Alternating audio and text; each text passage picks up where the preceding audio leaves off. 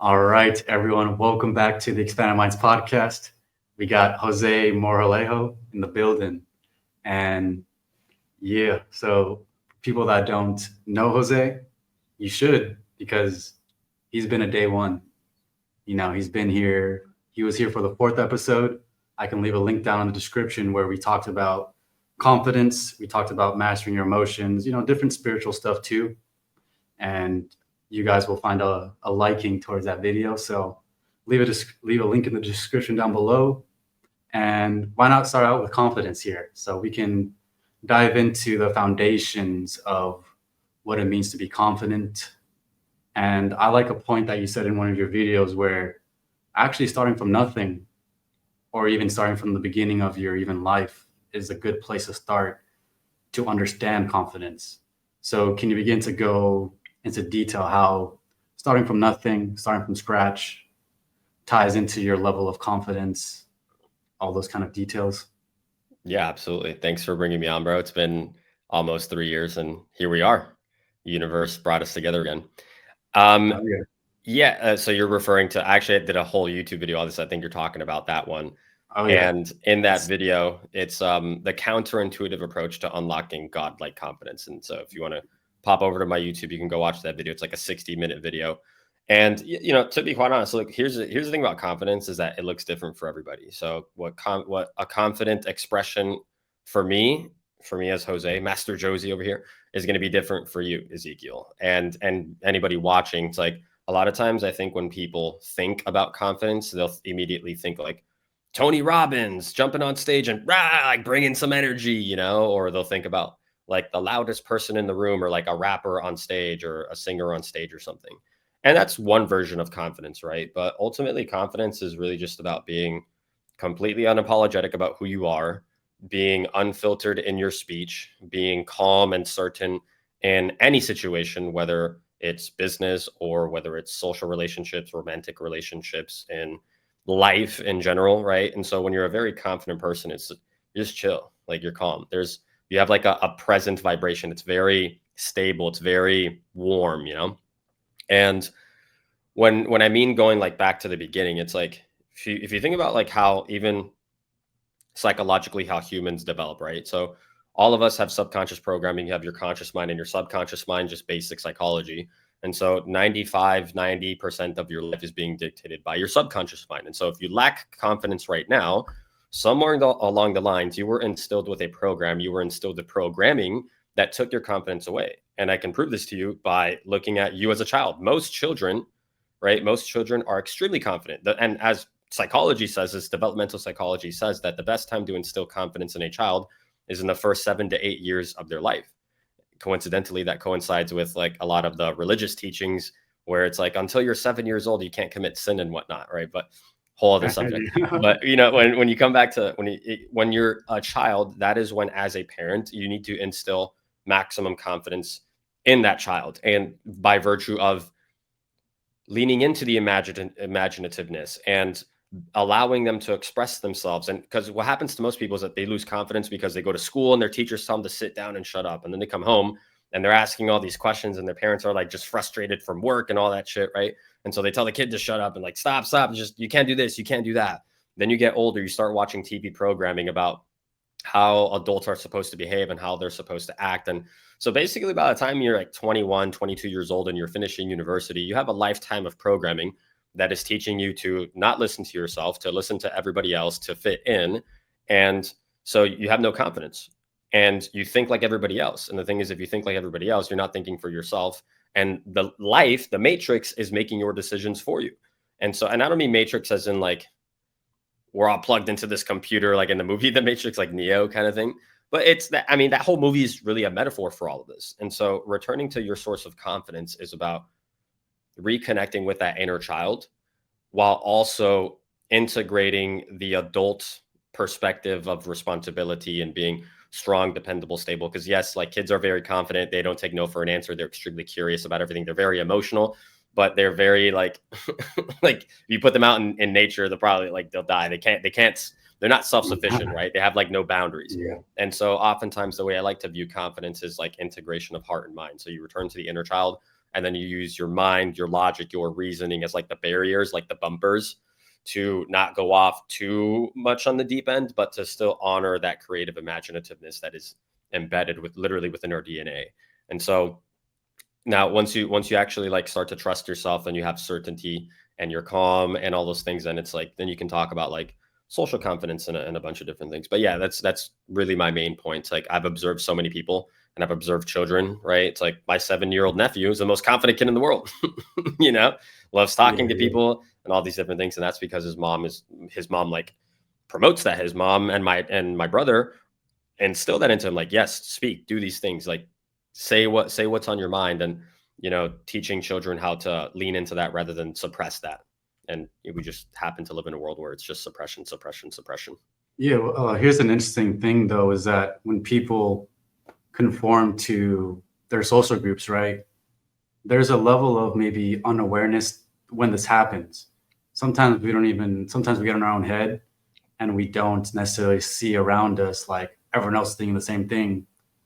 And, you know, sometimes that basic programming where we're all herded into one kind of maybe niche or one kind of organization, you know, it's not really taken into consideration that this is actually what's happening.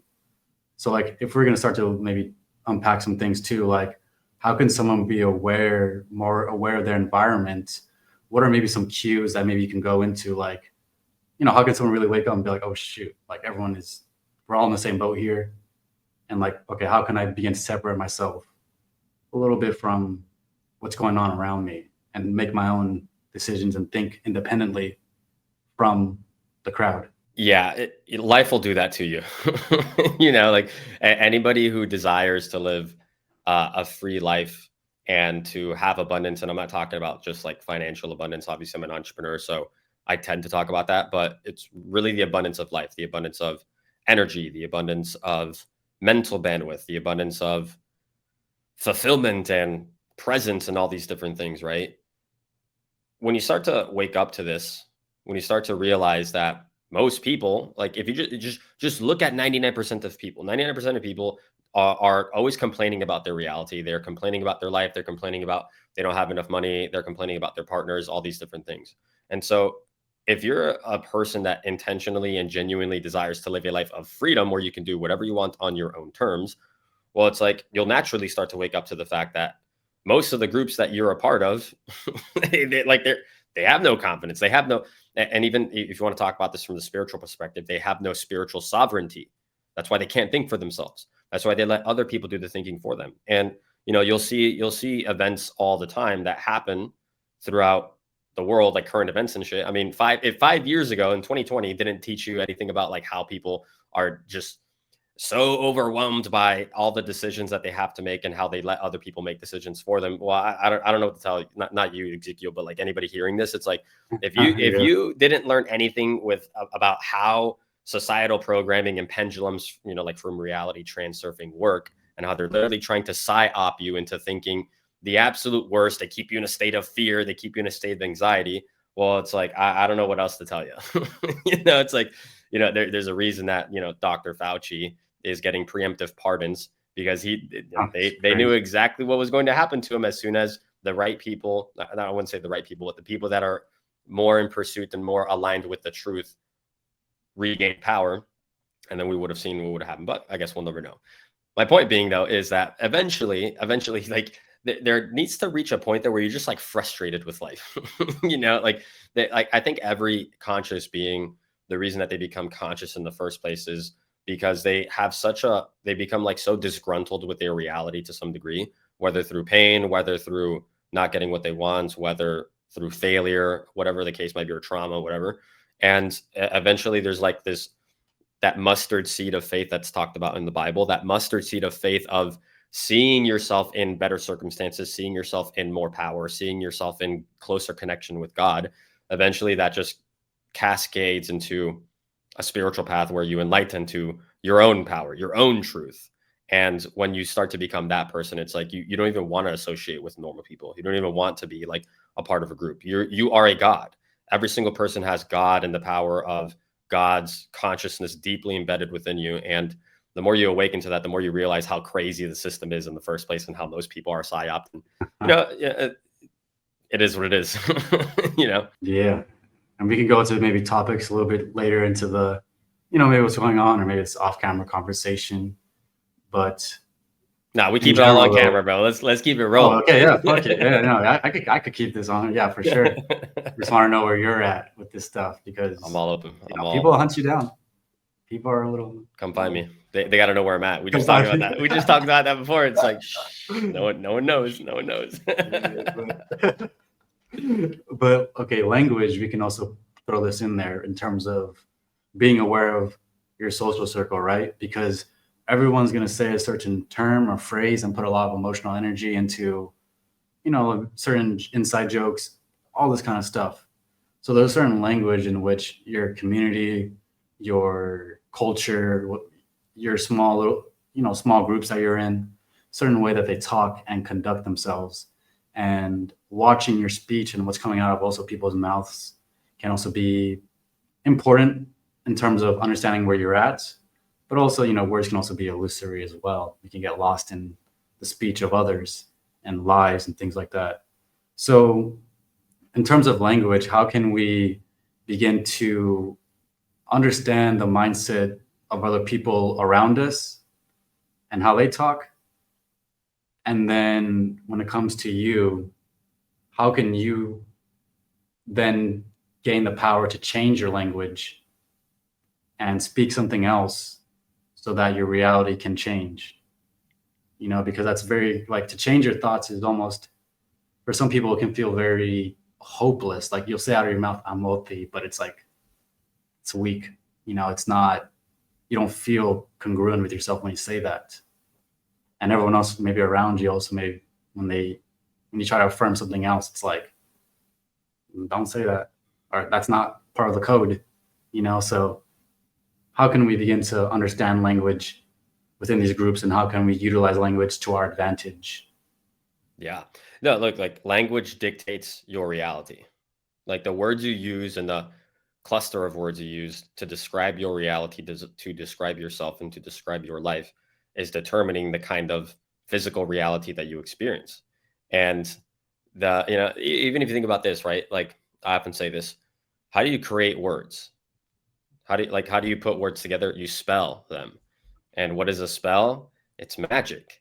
And so literally every word that you speak about your reality is literal magic. And that's the first point you said about some of those things that maybe they're like slight comments or whatever. And I think I know exactly what you're referring to. Like, a lot of times when people are so plugged into the system, they say words to you, maybe as a joke, maybe they're being sarcastic, but they're actually disempowering you. For example, let's say you're going after your goals and dreams and you want to do something different, maybe start a business, maybe get on social media. I had a conversation with a guy, with the gentleman that I mentioned before we hit play on this.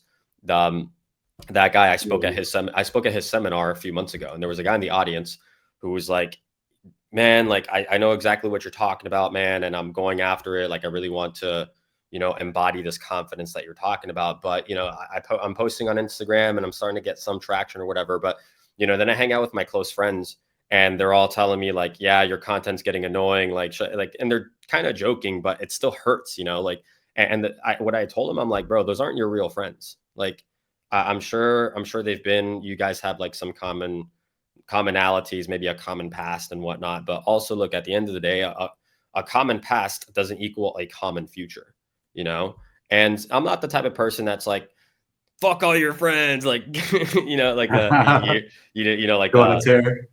Yeah, right. It's like some of these entrepreneur bros that are just like, if they're not with you, they're against you, like that type of shit, But also too, it's like, you got to be mindful, like, spend less time with those types of people. The worst type of people to be around, if you actually want to embody freedom from the spiritual and even the physical perspectives of reality, it's like, realistic people are the worst types of people to be around, because they're the type of people that, remember what I said earlier, that as a child is when you have to instill creative imaginativeness and authenticity as a child. Those people were robbed of that. And you trying to return to that, being around people that don't embody that, well, guess what? You're going to be like the average of the 5 people that you spend time with most. You will literally adopt through osmosis, without even trying, subconsciously, you'll adopt the same patterns of the people around you.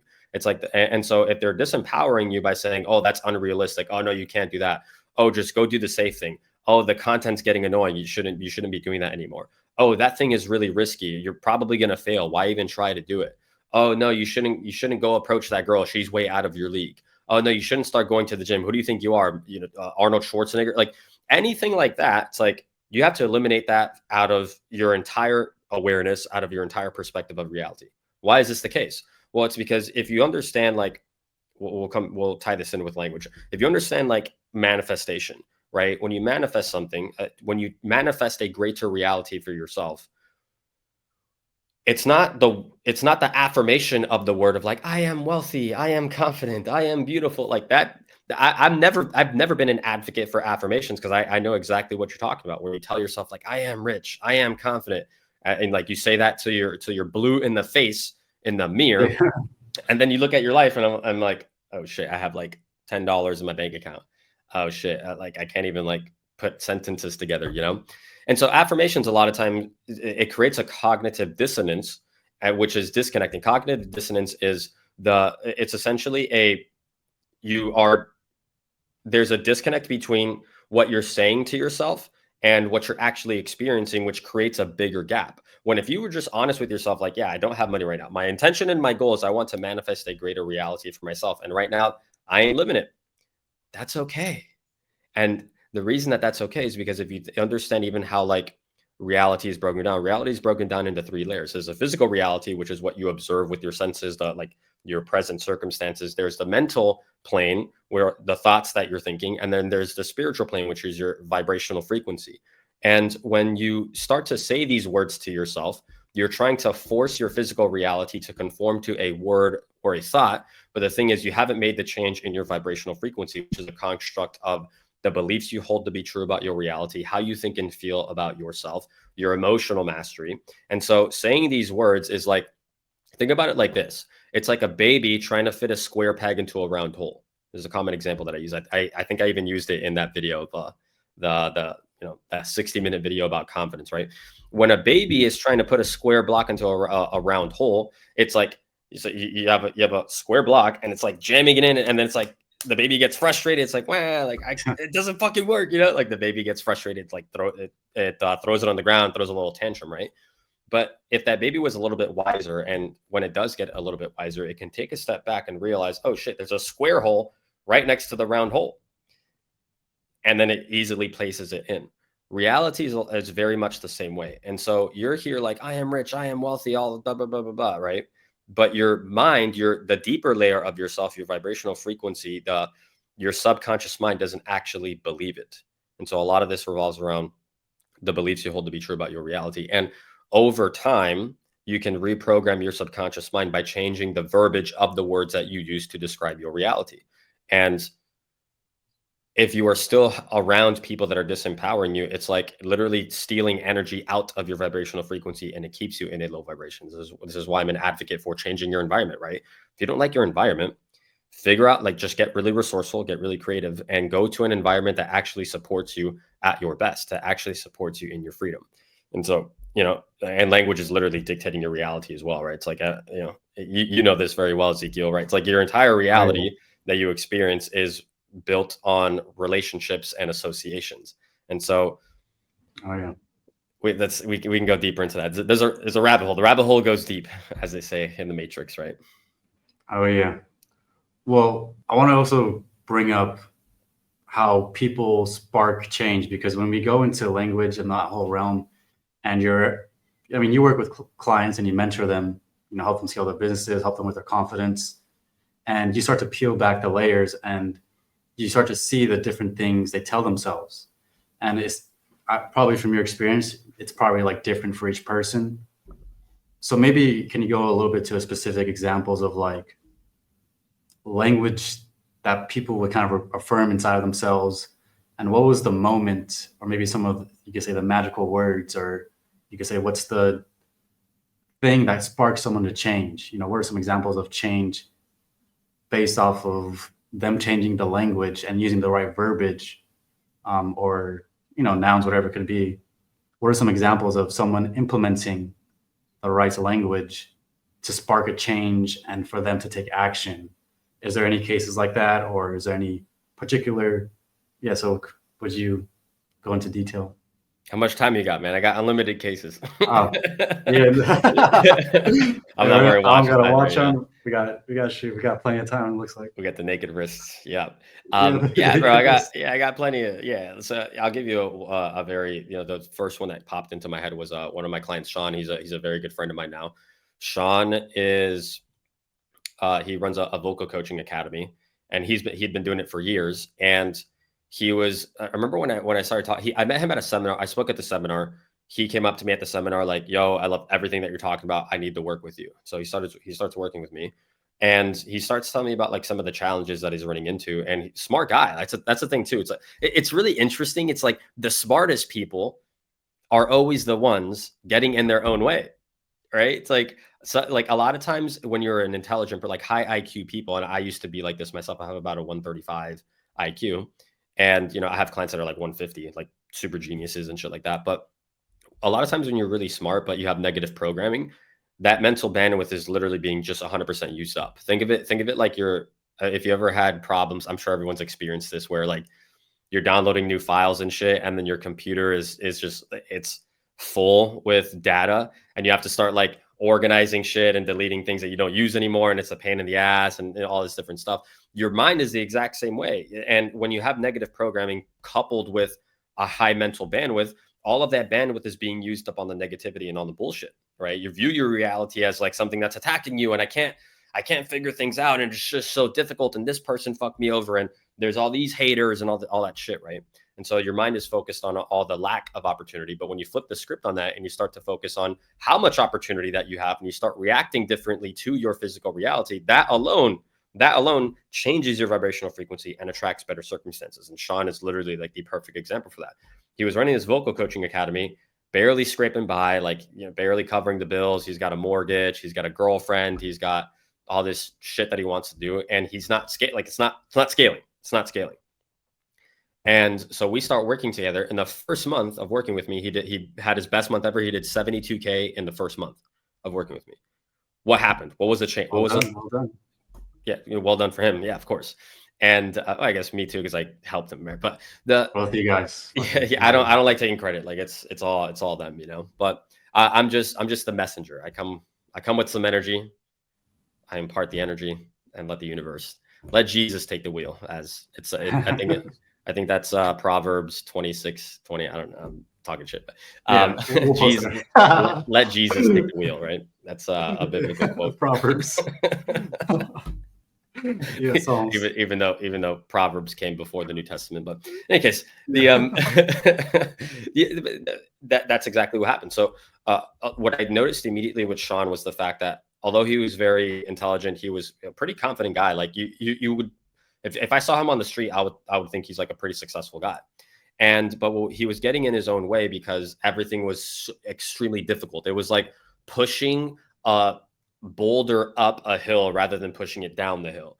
And so he was jumping on calls with clients, just like not really coming across with the right energy. And just the whole sales process for him was like a huge pain in the ass, like twisting, like it felt like his whole cost structure felt like he was twisting people's arms in order to work with him, and working with clients was a chore and all these different things. And so he was like doing all of these different things in his business that were like disempowering him. And what I helped them to change and really change the trajectory in this to where it literally he got an immediate return on investment was taking the pressure off, like giving less of a fuck. Stop caring so much about this and that, and stop being fearful about charging your price points. And then even at that point, it's like whatever there was, he had a very particular complicated situation where there was like a previous business partner that like tried to sue him for a bunch of BS, and it was like horrible situation, and it left like a very sour taste in his mouth about doing the whole business in the first place. And part of like my helping him reprogram was to eliminate all that stuff. Like whatever happened in the past, it happened in the past. Let's move forward from this. And he was stuck in that frequency. He was stuck in that lower vibration of revenge and resentment and all these things, not realizing that holding resentment towards another is resentment towards yourself. That's literally the case. Whenever you hold resentment towards another being, you are literally holding yourself back and you're cementing yourself into a vibration of fear, guilt, shame, and all these different things. And so I helped him to relax. I helped him to shift his perspective on his situation. He started reacting differently. He started showing up more powerfully. And it's like, I remember him texting me. He actually said, I did like a whole success story interview with him, like a case study. And I share it with, prospects and people that are like interested in working with me. And I have like a whole digital program where I have like a bunch of different case studies from clients. And he goes, yeah, like the first month working with Jose, like my Stripe account where like you take the payments, he goes, it looked like a shit coin. like all these shit coins that are like 1,000% gainers. Like the stock chart is like, like that. Right. He's like, that's exactly what happened in that month for me, And that's what happens when you change your verbiage and your language and how you describe your reality. It's dictating your entire experience of it. And you create so much more effortlessness, so much more ease, so much more flow when you're coming from that perspective. It's a very emotional and a very energetic experience to go through that kind of thing, where it's like you completely shift how you think and feel about everything, and all of a sudden it's like you just start manifesting. That's really the key to being an excellent manifester. It's not needing to have the result and being detached from the outcome, and all of a sudden it's like you start to see opportunities pop up everywhere. Boom, it's like this client, that client, that business association, this person into another opportunity. And even to the point where Sean now, it's like he's got all of his entire business is outsourced to his team. So all he has to focus on is like managing the team. And then he's got other projects on the side of it that he's working on as well. So it's like, there you go. It's like, that's the reality that anybody can experience when they're tapped into this higher vibrational frequency of just confidence and trusting universe, trusting God, trusting yourself, because you are God. Yeah, and like not giving a fuck is key, because like people are gonna hold you like literally to a certain state. Maybe it's kind of maybe a mental thing or maybe even a spiritual thing, but they'll like literally see you like in this certain version. Sometimes people can't comprehend that that's possible, or the people around you, because we're talking a little bit about your spheres of influence, who you associate yourself with. They literally hold you like in a certain state and be like, he did this and this and this, you made this mistake, bad person. And then they'll keep that on you, when in reality you're a multidimensional being. You have many different flaws, you have many different things that you need to work on. And not giving a fuck and letting go of all of that, and taking the right steps forward, seems like also was a key play into one of your client's success here. And association is very important, and taking inventory, maybe like when you're starting out too, taking inventory on who's around you, what's inside of you, I think is very key. And silence, you could say, or at least getting harmonized with yourself and shutting out everything, isolation, these are very key things that have a play into confidence. Has isolation been a key for you, or is there another approach to confidence that is separate from isolation, or that word isolation? We can get more specific on the meaning, but when I say isolation, I just mean being away from everyone, being secluded, just so you can take a conscious observation of who you are and where you're at. But for you, is isolation very important in getting confidence, or do you feel like you need to surround yourself with people? Is there a middle line? Yeah, two answers. So yeah, number one, isolation. Everyone needs a period of isolation. Number two is the thing that unlocks your confidence is alleviation of guilt and shame, right? Like that's where that not giving a fuck comes from. The reason people care too much about other people's opinions, or about looking foolish, or about failing, or about receiving criticism from others, is because they have guilt and shame about who they are, and guilt and shame towards their relationships to others. Like David Hawkins, of David Hawkins' work. Yeah. If anybody out there, like if you want to understand this whole process of upgrading your emotional, energetic vibration and becoming a more conscious being, David Hawkins did beautiful research on all this stuff. And guilt and shame vibrate at the lowest frequency. Whereas like when you're enlightened is love you at the other end, guilt and shame are the lowest. When you're in a state of guilt and shame, everything is you take everything personal and you're afraid of not being perfect, right? Because like that's when you care too much, it's like you have a perfectionist mindset. You view yourself as way too perfect. You assign yourself a ton of importance, and this stifles you because you have a filter, because you're not trying, you don't want to fuck up, you don't want to say the wrong thing, you don't want to, you know, rub people the wrong way, you don't want to stand out too much, which goes back into even just the whole group think that we were talking about. People want to fit in. It's like they're afraid of standing out, they're afraid of becoming a target, they're afraid of, there's biological reasons for this, and we can get into that, but you know, like if you look at like the caveman brain in the caveman days, we're modern human beings with a caveman brain, and isolation in the caveman days meant almost certain death, right? If you get outcasted from the tribe, and you're like, because if you get outcasted from the tribe because you're afraid of standing out, that was a survival mechanism. Because if you get outcasted, it's like a lion will eat you, you'll run out of food. If you like break a leg, that's it, you're done. Like one fuck up and you're done, you know? The thing is, we live in modern society where there is infinite comfort, right? Like our ancestors would be absolutely baffled at the level of comfort and luxury that we live in.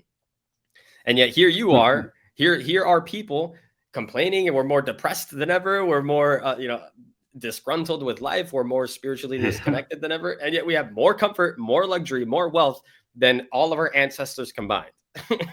You know, it's like very some perspective right there. Yeah, bro, I was, I had a, you know, I struggle. I don't want to say, I was going to say a very personal story from a friend, but let's just say I had a friend, I'm not going to name names, but I had a friend who recently lost a baby, and like, you know, I was there for them.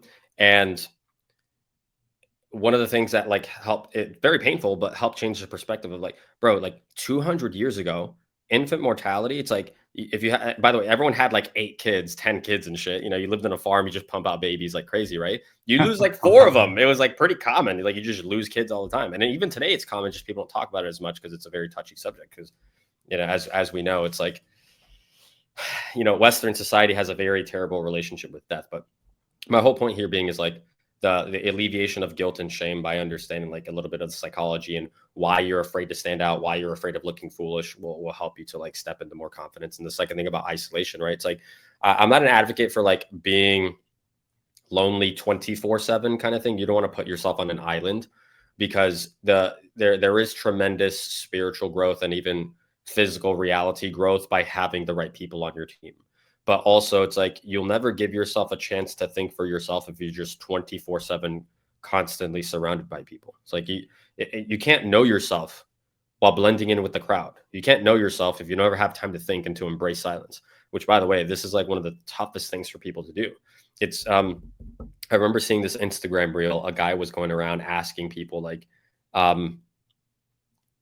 he was asking like these street interviews and shit, just walking up to people and asking them like something along the lines of like, what would you rather do, sit in a room alone for 24 hours or like, or some other like undesirable outcome? And everyone always chose the undesirable outcome.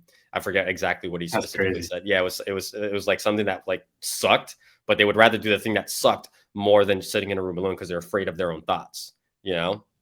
And so, yeah. But that's the, in order to unlock your godlike energy, unlock your godlike and your higher vibrational frequency, it's like, you know, spend some time alone. Even Jesus, right? Before Jesus really embodied his godlike presence. I've studied the Bible a lot the last couple of years, but you know, before he really embraced his godlike presence and brought it to the world, what did he go do? He went into the wilderness for 40 days and he battled with the devil, and the devil tempted him and all these different things. And he came back stronger, more powerful, more connected to God than ever before, and shared his message. And you know, that's where Christianity came from. Now, I'm not a follower of the Christian church itself. That's a man-made religion. I like paying attention to the actual Jesus, the person, not the whole religion behind it. But in any case, it's like, yeah, isolation is an incredible gift when you use it intentionally, and you can derive tremendous truth and power and connect with yourself, which ultimately it's like, I think that's, I know that when you master yourself, you master your reality. And when you achieve a level of connection between your heart and mind and then you're able to express that powerfully into the world, whether that's verbally, whether that's through your skills and crafts, the value that you share, the art that you create. It's like you'll never worry about anything in your life. Yeah. And that's a key theme also, like bringing, when you brought up Jesus, like every prophet or great person that changed the society or changed whatever was going on, you know, they went through their own hardship, which led to isolation. And then when they were isolated, then that's when the gift came. And when they were shown something, or when they're shown what their gift was, or they're shown, you know, what they're capable of, or their vision, right?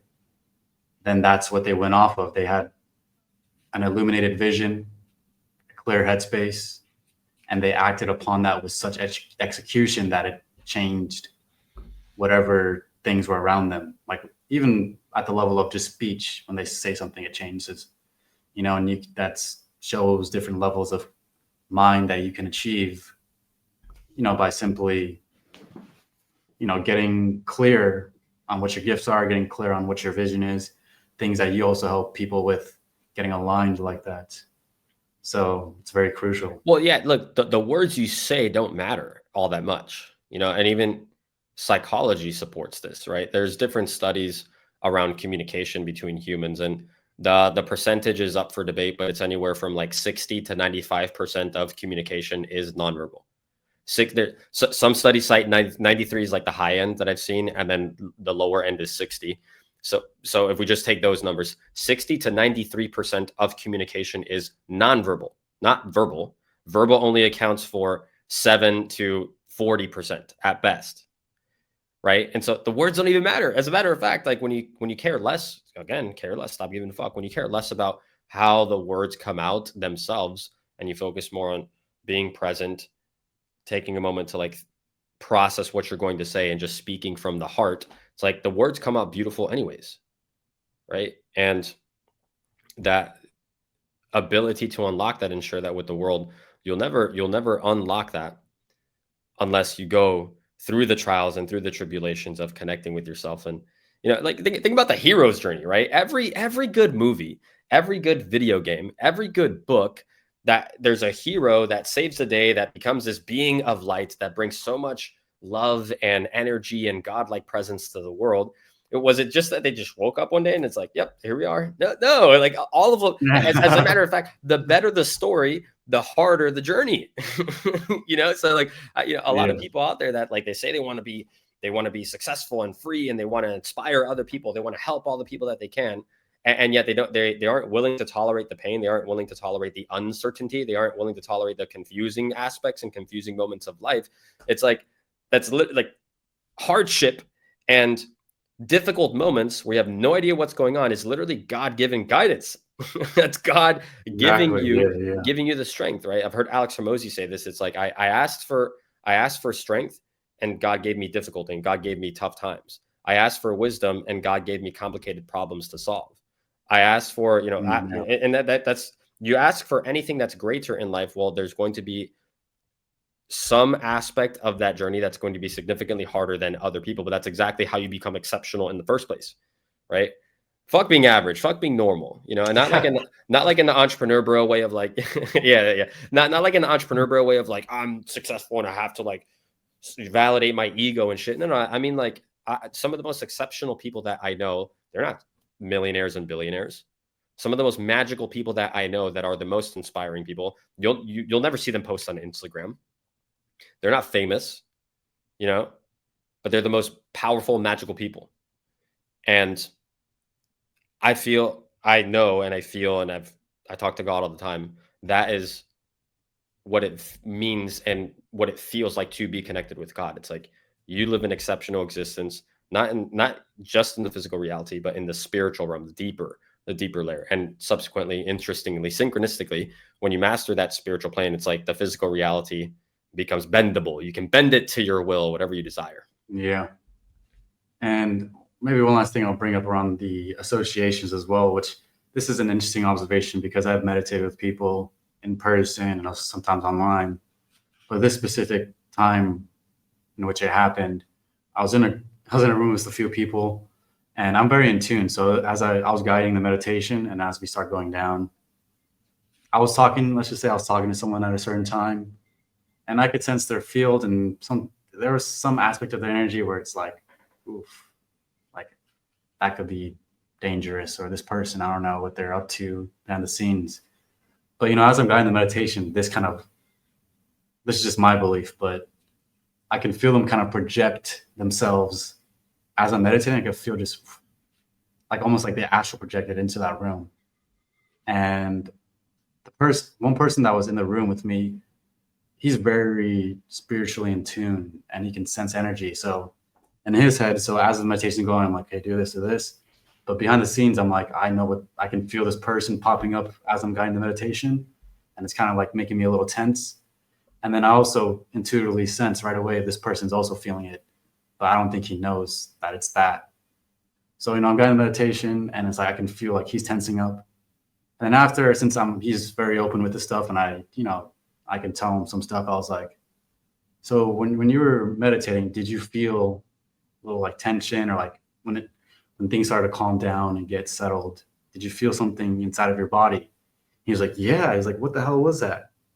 And then I was like, yeah, it was so-and-so right there. And, my apology. I didn't expect that to carry over. But this goes to show, like, when you associate with certain people, sometimes they can kind of enter in your sphere and kind of mix some stuff around. So have you had any maybe similar experiences, intuitions, hunches, observations on this kind of stuff? If so, can you go into detail? Yeah, like all the time. All the time. Yeah. I bet you have to know, bro. Yeah. Well, when that's a very interesting circumstance to be in, where you're like facilitating the meditation and like other people are picking up on the energy. That's really interesting. I've felt that as well. One thing I've come to understand is, like, once you enter into a higher vibration, it's no longer about doing more work to get higher, but it's more so about like maintaining where you're at. And the game doesn't become about needing to do more in order to reach higher, but more so about protecting your energy and guarding it. And so I've had all different types of relationships, whether that's family or whether that's friends or whether that's romantic partners or business associates, right? As soon as I feel like this anxiety, and as soon as I feel the tension, I'm like, okay, well, what's going on? Who is it? Even with clients sometimes. Now, obviously with the client, I'm helping them facilitate certain things. And so I'm there. There's a grace there to correct, because there's the intention of they want to elevate. So it's like, okay, cool. Exactly. I'm there to facilitate the healing. And as you know, it's like healers aren't healing people. They're giving people the permission and the space to heal within themselves. That's all the healer's doing. A healer isn't like with the whole Jesus thing, right? Remember when Jesus was in Nazareth? What happened in Nazareth? He couldn't perform miracles. Why? Because they had an association to him that, oh, you mean Jesus, that my neighbor that used to, that'd be funny if like there was like a modern day Jesus, like, and there's all this social media, like there's pictures and cameras and all that shit. It's like, it'd be pretty hard. Like, I think that's even part of the magic to Jesus, because there's so much mystery around him. It's like, where was he for those 14 years? Like no one really knows. Yeah. And no one knows for certain. There's speculation that he scrolls. Yeah. Right. Exactly. Right. There's speculation that he went to India and all these different things. But in any case, it's like when Jesus was in Nazareth, he couldn't perform miracles. Why? Because they didn't believe he was the Son of God. And so he left Nazareth. And a lot of people want to stay in their environment, stay at home or stay at their job or whatever. And they want to live an exceptional life, but they won't give the comfort and security up of, the herd or the tribe or the safety and security of the job or whatever. And it's like, if Jesus couldn't perform miracles in Nazareth, what makes you think you can? The literal Son of God couldn't do it.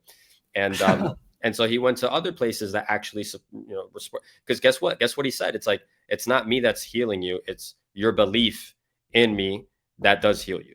Your belief in God, and therefore you are forgiven. And so, I pay very close attention to energy. Like very, very close. Like I very rarely feel anxiety anymore, but when I do feel anxiety, it's I am emotionally in tuned enough to understand it's not like a me thing. There's something, for the most part, right? But there's something either in my environment or the people that I'm associated with that are creating that tension within me. And then it's like, with love and with grace. Again, I'm not the guy that's like, fuck all your friends, you know, but like with a loving intention of just like, I love you. And also I don't consent to this. I'm going this way. You know, I've had different girlfriends that I've had, you know, throughout my life that I'm like, I love you. You know, I love you. I respect you. And I don't consent to this. I've had different business partners. I love you. Thank you for the experience, but I don't consent to this. I've had different, you know, even clients, but I've had to fire clients before because it was, the intention, just weird shit. You know, sometimes people do weird shit in order I to understand, yeah, you know exactly what I mean, right? People do weird shit sometimes, but yeah. yeah, it's like I adhere to that. My intuition, that's part of my genius, has always been. And the wiser and older I get, the more I become connected with myself. It's like I listen to my intuition. The times I listen to my intuition and I'm wrong, very few. The times I don't listen to my intuition and I'm right, very few. You know, my intuition is like the compass for life. It's not perfect, you know. Sometimes it's like, yeah, I don't know, we'll see. But 9 out of 10 times, it's like intuition, the heart calling is spot on. Yeah, exactly. And the thing about intuition, right? It's knowing. Everyone wants to know stuff. Everyone wants to tap in, get to know stuff. We have, you know, AI softwares. We can ask ChatGPT for a question and we get to know something. And so there's an extension of that with technology, as well as internally, we have that capacity. And, you know, it seems like you've mastered the ability to know a situation, a place, a person, you know, with grace and with a purposeful intent. So when you come across people, you know what's going on, what's the intentions here. And actually, I mean, yeah, someone gave me advice recently too about the same thing. Like, you you have a sensitivity towards people and you're highly sensitive. Make sure you're using that every single time. And that could be daunting because then you realize, damn, like everyone around, like there's things around me that need to change. There's things I need to stop being passive about situations. I need to get active in what I'm doing and how I'm interacting with things. So for you, like in terms of, is this a quality of intuition where you're quick-witted or you're on your toes, or how would you describe operating based off your intuition? You know, what's that mental headspace? Yeah, it's I'm not on my toes. I'm very, very relaxed, very, Okay, relax. Okay. very, very relaxed, and yes, quick, right? Like here's the thing about like at this point, and this is true for like everyone's reality. It's like eventually you'll get to a point where it's like you have beautiful and amazing people around you, you have amazing opportunities, you have a quality of life that is reflected of your manifestations to some degree. Maybe you won't be a billionaire overnight kind of thing, you know, but you'll reach a certain point of freedom where it's like I genuinely can do whatever I want, and I like the people that I'm around. Like I love my friends, I love the people that I do business with, I love my clients, I love my family, I love life. Like life is fun, life is good, and even if it's a little bit slower, and this is the truth as well. It's like when you're in that higher vibration, you can be around low vibrational people, and it won't affect your vibration either. You know, it's like some I'll give you a good example. Like some of my friends from high school that we used to wrestle together. They're some of my closest friends. They're not on the spectrum. We don't talk, like I don't talk about this stuff with them, you know, because that's not their path. They don't care to talk about it. And that's cool. Like I respect that. And when we get together, you know, have a beer, smoke a cigar, you know, pop a zin or something, you know, and we just have we have a grand old time, you know. And so like yes, like you want to be protective and guarding of your energy, and also it's like eventually you kind of reach a point where like you have the armor of God on you, and yes, you're vigilant. You know, the whole thing about even being a mindful person, it is fucking daunting. Exactly, it's like building a muscle. When you go to build muscle at the gym, you got to get in you have to be in the gym 5-6 days a week, or else you're not going to make much progress. Like that's just true. And so if you want to put on muscles, you got to get it. You got to have discipline. Well, it's kind of the same thing with having a high level of mental awareness. It is daunting because you have to pay attention to this and pay attention to that, and you have to really, really listen to your intuition and make uncomfortable decisions sometimes that are selfish, but that's life. That's the game of life, you know. Like in order to be a Exactly. Yeah. selfless person, a genuinely selfless person where you have such a surplus of resources and value and energy to share with others, you have to be selfish on the front end. And so, you know, me personally, listening to my intuition is the cornerstone of my freedom, my manifestations, and my quality of life. And the way I go about exercising and discerning my reality, where it's like I'm discerning between what serves me and what doesn't, what serves us and what doesn't serve us. It's like, it depends on the relationship. It's it depends on the situation, to be quite honest. But yeah, like if I see someone Exactly. that's doing something out of integrity, like I've talked about this on stage before, and I had this friend. He was one of my best friends, and this guy, like, was one of my closest friends, extremely charismatic. I genuinely thought when we started like our coaching businesses together, and so we had kind of had like this tandem thing going on, and somewhere along the lines, my intuition knew this from like even before. I was like, this guy's kind of a loose cannon, but he's a good friend, so I love him and I'm patient with him and I'm very forgiving. And he did like some fucked up shit to me, but I forgave him. Like, whatever, sometimes people get desperate, sometimes people do stupid shit. It's like, okay, but he's a good friend. He's been really supportive in other ways, so I can have some grace for that. But then he went and stole like 30K from one friend. Like, I introduced him to a group of people. They got into some investments together. He ends up stealing $30,000 from them. And like the guys who I plugged him up with started calling me like, yo, is this your friend? Bro, they were literally going to kill him, bro. They were going to fucking kill this guy. And my friend is telling me like, oh, just don't tell him anything. Just cover for me. I'm like, no. I ain't coming for nobody, bro. Like, this was all you. I didn't know he did this shit. I found like the moment I found out was when when the people that I plugged him in with started calling me, and I'm like, what are you talking? What? No way. He didn't. No shot. Let me call. Let me see what's up. I was in denial. I was like, no way he did that. That sounds ridiculous. Like a month later, he steals 40K, a 40K client from a different friend of mine. And, at that point, I'm just like, all right, bro. Like, that shit doesn't fly. Like, integrity is one of my core values. And when you're doing things out of integrity, it's like, you just got to get rid of that shit, because not only does it damage your reputation, but also it's like they're going to do that same shit to you at some point anyways. And so, yeah, like I had to use my intuition. I should have listened to my intuition before, right? It's like that was a lesson in discernment. My intuition was pointing me to certain things about this person, very neurotic, very hot and cold about things, and then gets impatient with building wealth and starts to do really sketchy shit. It's like, that's not what I do. I don't do that. Like, I'm a long-term vision kind of guy. Whenever I engage in relationships, whenever I engage in friendships, whenever I engage in business opportunities, I don't give a shit about the short term. Short term doesn't matter to me. I care about the long-term vision that's being cultivated. And, when you live your life in that way, it's like, that's manifestation 101, like something I talk about. Exactly. I say we got the starry background here on the video. Yeah, and manifestation is a very magical thing. It's really interesting how when you are a very intentional being, but you're also unattached to the outcome, it's like opportunity, relationships, networks, better circumstances, better ideas, better execution. And this is final point I'll say in this thing is like, people are always looking for the strategy for success. I get that question a lot. Like, what's the thing that made you successful? What is like the thing that you did for business, or like, what's the thing that made you a bunch of money or whatever, made you so confident? It's like, everyone's looking for like this one strategy because they listened to some entrepreneur bro on Instagram that was like, I have the one secret that's going to make you successful in business. I have the one secret that's going to make you the best communicator, the most confident person in the world, right? All that's BS. There is no perfect secret strategy. The perfect secret strategy is you. It is self-mastery. Because when you master, like I said before, when you master yourself, you master your reality. And a person who is a master of their reality, they can apply any strategy and they all work.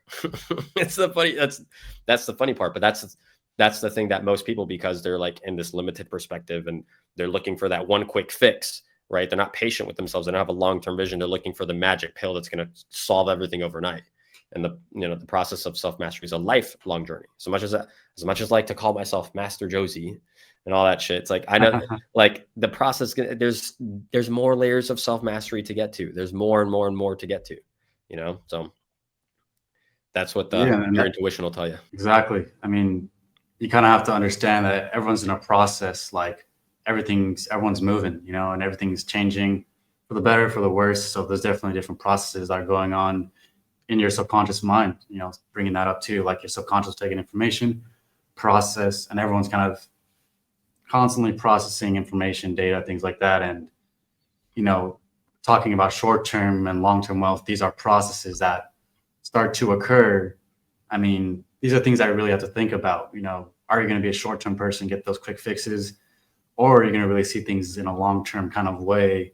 And those are, I guess that's what the winners, or that's what the winners say, you know, or winners, that's a winner's attitude. You know, you're going to win. You know, things are going to work out.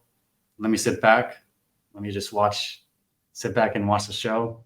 You know, let me engage this here. Let me engage this here. You know, let me start to sit back and watch the show. Hell yeah. You know, just chill. Just, you know, you're chilling. And when something panics you, you know, get back to your center, stay aligned to your long-term vision. Because, you know, and me personally, I used to be a short-term vision person where in reality, you don't know what you want to do with your life. So it's like, let me get this job. I don't like this job. Let me go to the next one. And then I've seen people literally have a job, they don't like it right away, and then just quit. Which, granted, some people are maybe smart like that, and they know, okay, my intuition is saying, no, don't go there. Let me quit.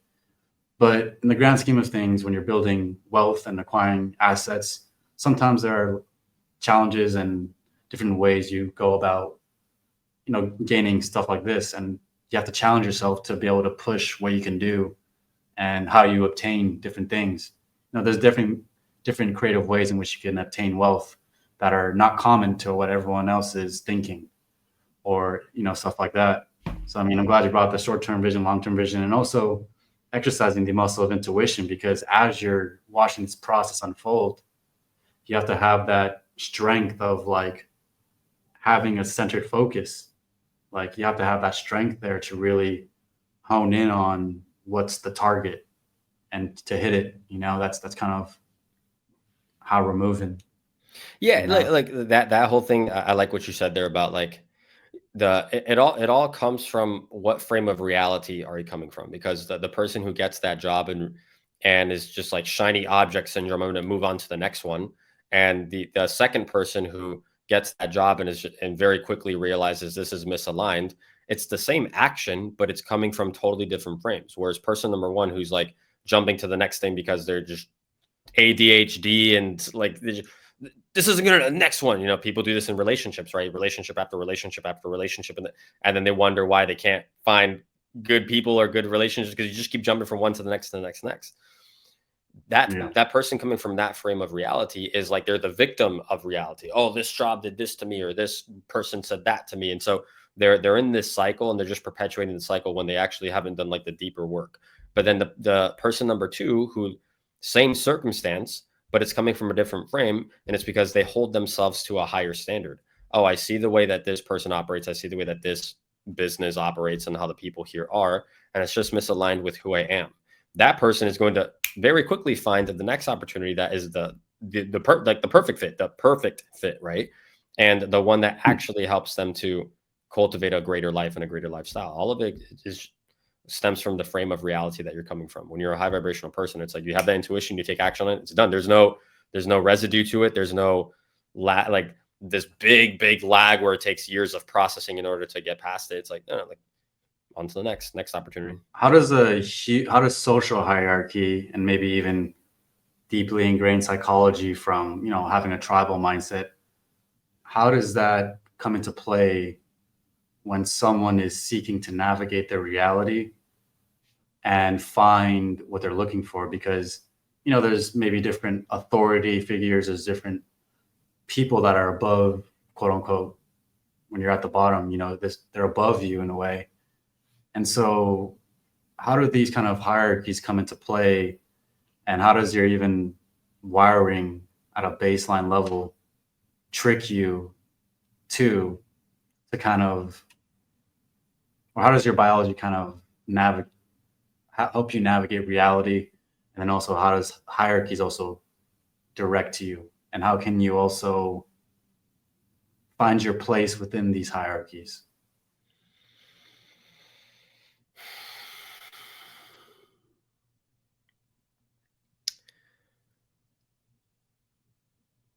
When it comes to the hierarchy, I don't know. I don't like the term hierarchy in the context of this question, but I get what you're Okay. saying. Yeah, I get what you're saying though. Are you Or you're like, talking? what don't you like about it? Maybe you can start there. Like, what don't Yeah, you like about the? yeah, because I think hierarchy is a very like physical reality type of terminology where it's the you start to play in like the chess game of life, which it's like to me there's separate ways on how to answer that. So because when you go into like more of like the mental and spiritual relationship you have with yourself, it's like hierarchy isn't really like a conversation that you're having. It's like, oh, do I have as much status as the next person kind of thing, you know? Yeah. But and also it's like we live in the physical reality, so let's be real and pragmatic about it. Yes, there are hierarchies as well. So I mean, look on the front end, it's like the cultivation of status is the thing that will provide for you better opportunities, right? I can't tell you how many times like people are hitting me up on Instagram or like they see me in person. This has happened a few times in person. Like, oh my God, mind you, I don't have like a huge following or anything like that, but people will see me. Like I'll run into them on the streets, like, oh, bro, like, dude, I love your content. I love your YouTube videos. Like, can we get a coffee sometime? It's like people want to buy me shit. It's like, yeah. And because what is it eliciting? It's eliciting celebrity effect. It's called the halo effect. And the celebrity effect is when you view someone as higher on the social status or higher on the social hierarchy, you perceive them as this like crazy person that's larger than life, like almost like a god, right? And so you want to do anything you possibly can to get closer to that person. And so what will you do? Oh, can I get a picture? Like I remember I spoke at the seminar like a year and a half ago, and it was like the first time like people were like, bro, can I take a picture with you? And then I was getting tagged on Instagram for like the next few days of different pictures I was taking with people, and in the physical plane of reality, it's like, yes, social status is extremely important, and you want to do your best to position yourself as a leader, right? That's like leadership 101, someone who's influential, someone who has a lot of social power, someone who has a lot of leverage in their relationships, is someone who has a lot of status. And status, I want to be clear here that status isn't necessarily directly tied to money, like how much money that you have. Although having a lot of money makes it easier to elicit status, because typically people that have status or are confident usually make a lot of money as well. But even in the times where I was like super fucking broke, I always was surrounded by very confident, high status people also. Why? Well, it's because what you lack in finances, you make up for it through energy, just energy and confidence and authenticity. Like I have information that I shouldn't have, bro. like, like connections to people that I, I like people think people don't know this at like publicly at large. There's trillionaires that live on. There's trillionaires, bro, that live among us. Not like Apple. There's companies that are worth trillions. There's trillionaires, people that are liquid trillions of dollars. They're not on Forbes. They don't want. They're not on Forbes. They're not in positions of political power within the government. They're all behind the scenes. They're all behind the scenes. Who do you think owns the Federal Reserve? The Federal Reserve is a private company. It's owned by the richest families in the world. But these richest families, no one knows where their money is. No one knows where their bank accounts are. Why? Because they keep it quiet. They don't want people to know. How do I know this? It's like I have connections to people that it's like, oh yeah, like a friend of mine sent this $1 trillion wire, and he had like a screenshot of it. And I'm like, how the fuck did you get a screenshot of $1 trillion wire? It's like, yeah, I'm connected. Holy shit. And there's even other like crazy shit. Like I have a friend who's she is a venture capitalist, and she does big projects with like some of these trillionaire families. And she was telling me and showing me about like alien technology and shit. I'm like, people think, oh, the drone in New Jersey is like, bro, that's bullshit. That's bullshit. Like, do you understand the shit that's actually going on? Like, and people, Oh yeah, no. Yeah, people don't. I mean, you know about it because you're conscious. You're like, you think for yourself. You're like, there's something weird about this, right? There's all these movies about aliens. There's all these declassified files about aliens and shit like that, and yet like people say, yeah, I think there's aliens, but they don't realize that there's actually aliens literally on our planet now that are interacting with us, and they've been doing projects on them for the last 100 years and shit. So that's what I mean. It's like, I ain't a trillionaire, I ain't a billionaire, but yeah, I'm privy to these kinds of relationships and information. Why? Because of my authenticity, my energy, my power, and even my integrity, my trust, and all these different things. It's like, those are the rare qualities. Anybody can get money, but a lot of people that have money have low character. They have shitty character, lack of integrity, lack of frequency. You know what I mean? And Yeah. so, okay. So on one level, Can't it's like, trust okay, them, man. 100%. You can't trust them. And also just like, a lot of people, I live in a certain place that we're not going to say.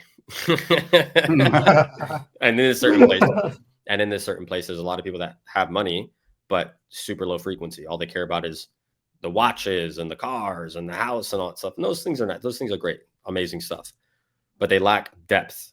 They lack depth of soul, depth of being. And those are the people that you don't want to be like, because you think that they're like, oh my gosh, crazy, perfect life. They have the most chaotic lives. Like I wouldn't trade places with any of those fucking people, So back to the core root. Yes, social status is very important. And, here's the thing too. It's like when you become a being of truth and you speak truth, that alone, it's like people are just massively gravitate towards that, because your level of freedom in life, like the freedom of expression, reminds other people of the freedom that they have within themselves, but haven't yet captured, haven't yet accessed, haven't yet unlocked. And so by you doing that, it's like you immediately elicit status, which also, by the way, it's like that's going to attract you better friends. It's going to attract you better romantic partners, better business projects, better business associates and shit like that. Now on the spiritual and energetic level, it actually doesn't really matter all that much. It's like when you're spiritually connected to God, you don't give a shit about all that stuff. You're not worried about exactly. it. Yeah, and then also commenting, especially like in the drone stuff and everything, and there being trillionaires. I mean, there's in an ordinary city or in just any city, there's definitely outliers they look common, right? They look like common people, but they're definitely in tune. And you have to have that kind of awareness to really know that that's the person you're looking at, because that's kind of how this stuff works. When we talk about access, we have access to a network. You look at someone, you sense their presence, and then like this is the person, or there's just an alignment, so there's that. And then also when we talk about even a little bit extraterrestrial stuff, I mean, they're interdimensional too. So, we tend to be hypnotized by ideas, by concepts, by like the idea of, like, for example, I'm thinking of the idea of the city of New York, right? I'm thinking of there's a difference between me thinking about New York and actually being there.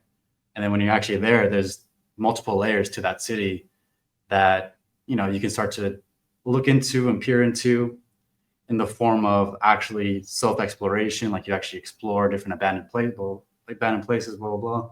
And then there's actually on the intuitive level and sensing and knowing your environment that, there's different people and they're here for a certain reason, have certain intentions. And to map all of that out is being conscious, because we need a map in order to navigate our reality. And I think you're someone that helps also people map out their reality. So, I mean, maybe talk to me about how do you map out certain things like this? Like, okay, you're in an ordinary situation. What is the map of maybe on a certain day? Maybe you give a certain example on a certain day. How do you map and how do you navigate certain situations or go about handling your business? Yeah. Excellent question. That's a beautiful question. And the thing you said about the cities is what I want to comment on that briefly here, because like different cities will like energetically call you also, and different environments, like, especially nowadays with like how prevalent social media is, you can know about New York City without ever actually having been there, and you can know about, like, for me, I gravitate more towards places that have mountains. I love mountains, right? Maybe that you can say that's because I was born by the beach, but nah, man, there's just something about being in a mountain that is just so grounding for me. And every chance I get, I go out to like more natural places like that, because again, the place that I was born and raised is right by the beach, and it's a big city.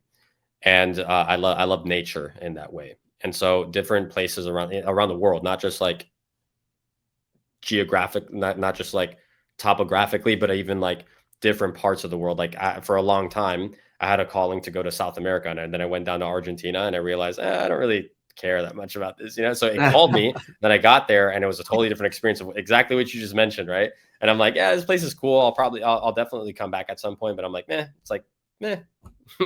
Yeah. But then I went to Montana, and I was excited to go, but I wasn't really expecting too much. and Montana was like, oh my gosh, this place was fucking awesome. Like I'm gonna get a house in Montana soon. But yeah, it's very interesting. So again, this is why I'm an advocate for like changing your environment. You like find places and just explore and try. It's not about traveling, about experiencing different cultures or like posting on the gram to show people how cool it is. But no, like literally like different environments will energetically change you. Like you'll upregulate.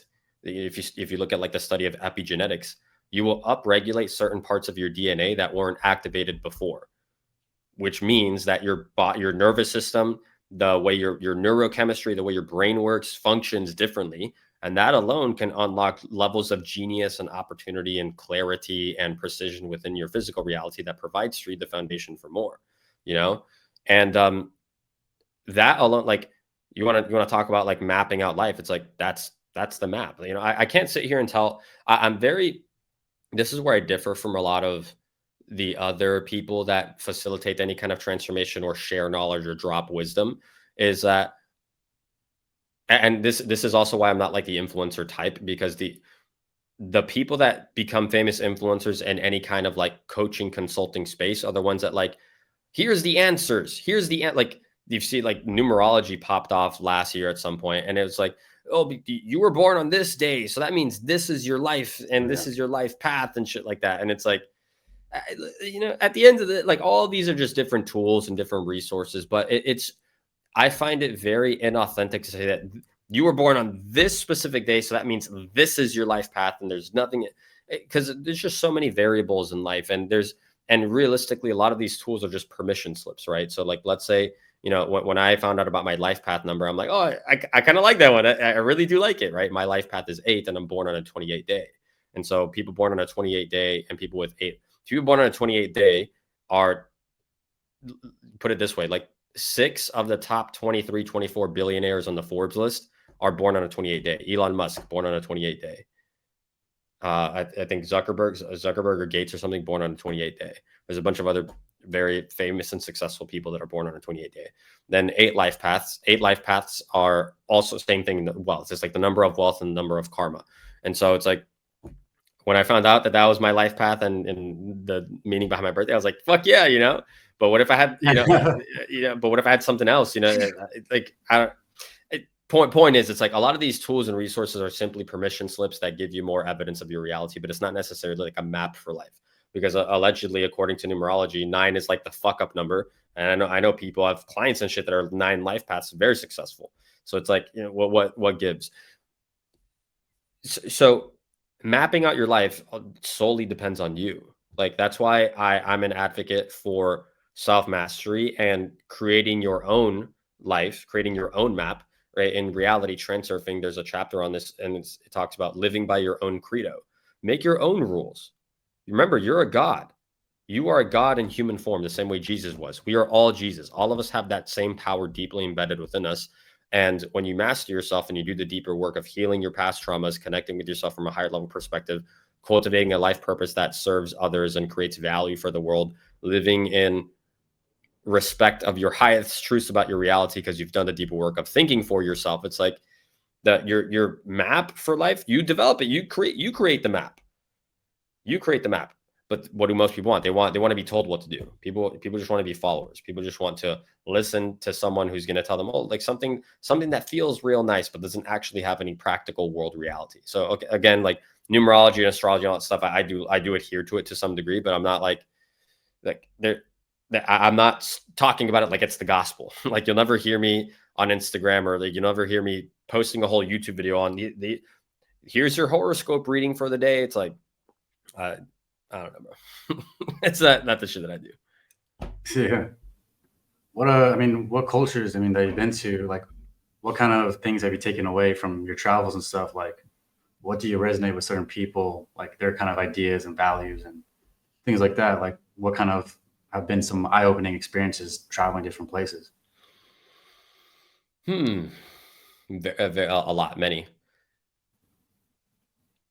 Probably the most impactful one that really then resonant one that comes to mind is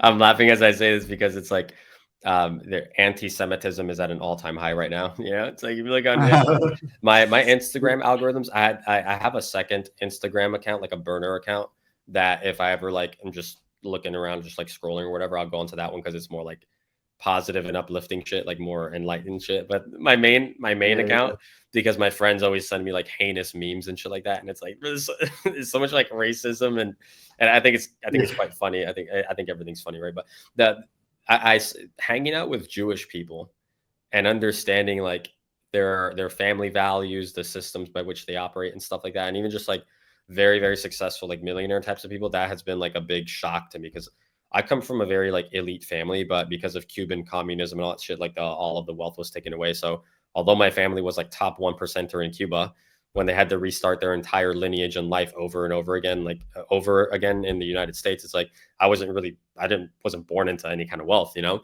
And so for me, being around those millionaire types of people, being around their families and understanding how they operate and associate with each other and how they do business and how they're all interconnected for everything. And, you know, like, and it's particularly, I say Jews because one of my old business partners, he's Jewish, and it's like his family's plugged up for everything. The family lawyer, the family tax accountant, the family insurance, this, and the family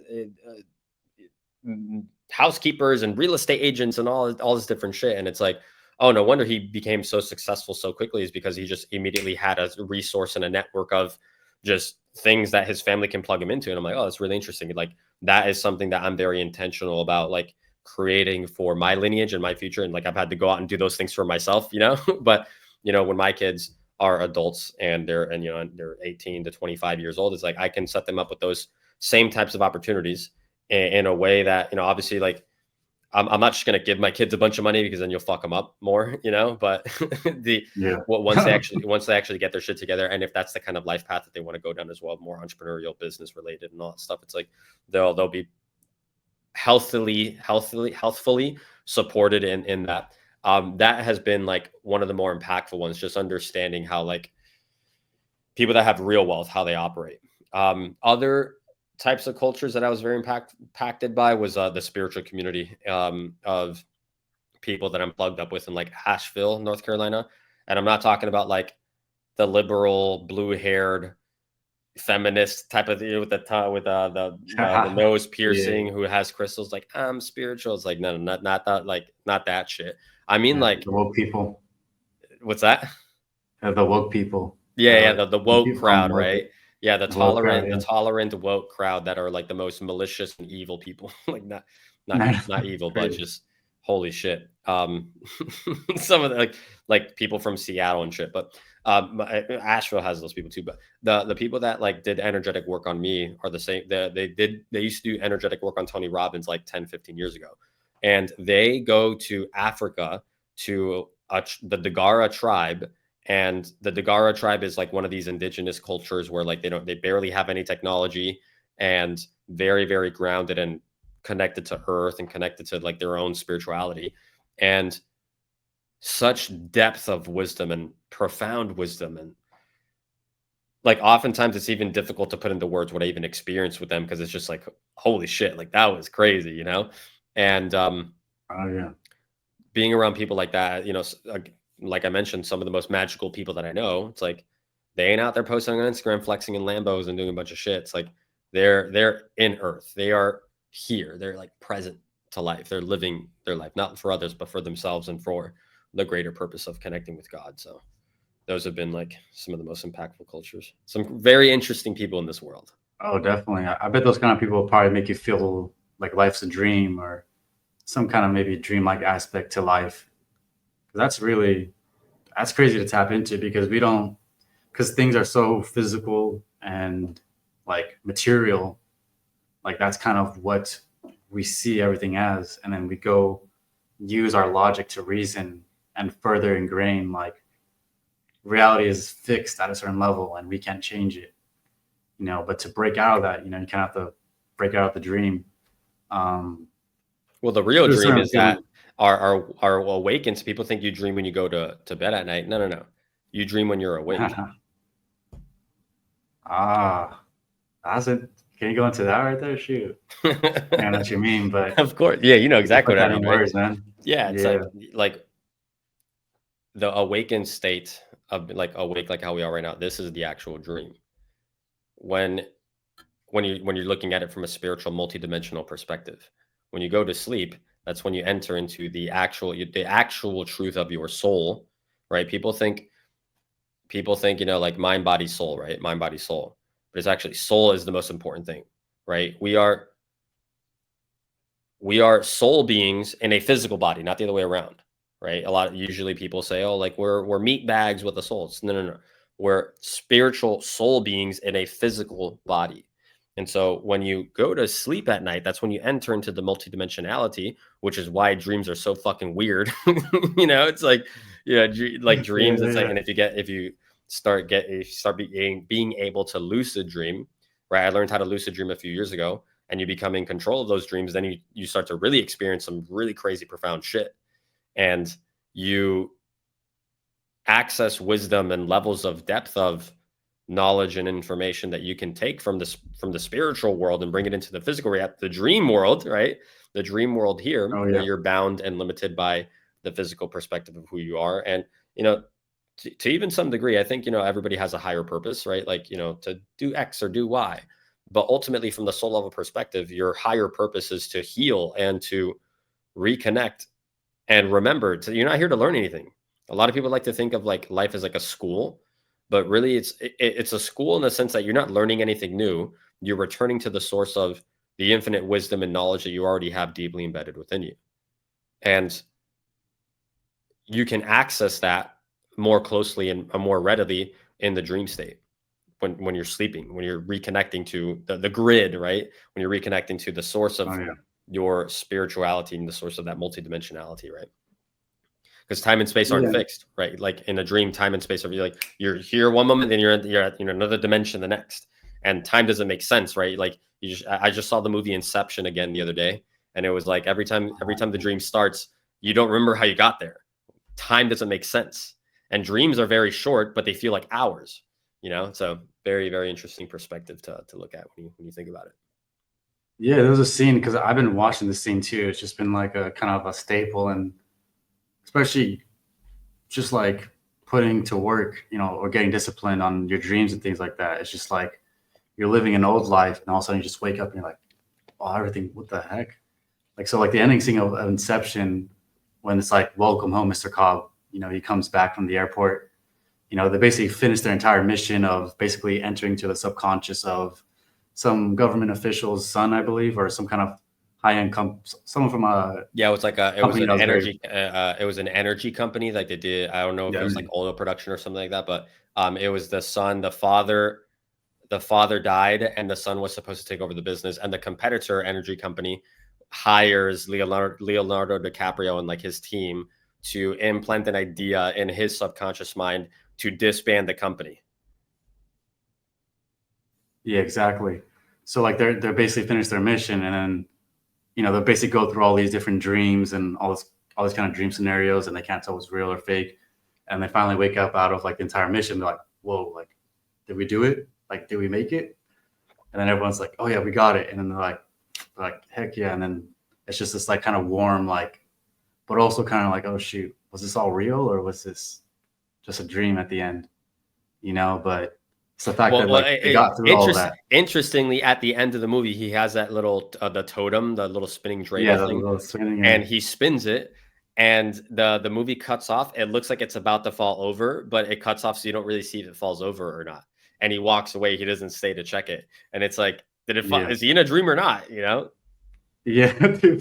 left on a cliffhanger, but yeah, it goes to show, like, I mean, you want to pursue your dream life and your calling, things like that. It's just like you have an old life that you kind of have to wake up. Like you have to realize that you're in a dream, having your old habits, your old situations that you're in, and then it's just waking up and you're like, whoa, it's just a moment of awe. And like when you also mentioned lucid dreaming, actually, what came into my mind too, because you're mentioning like, oh, opportunity will come here, this will pop up. When you start to go on the path of success. And it also reminds me of a lucid dream that I had where I was basically in my room and I just basically gracefully looked at my window and I just went, it's kind of just like opened it up, literally just my mind, just was on my way. And then I would just make trees out of the floor, like nothing. I just summoned it from the ground and a whole tree grew. And I just started playing with my reality. I was just like easily just like opening stuff up. Awesome. And that also reminds me of the lucid dreaming ability. Like that changes your reality, you know, and maybe what are some things in lucid dreaming that you've implemented that have changed your current, you know, or that has changed your reality in general?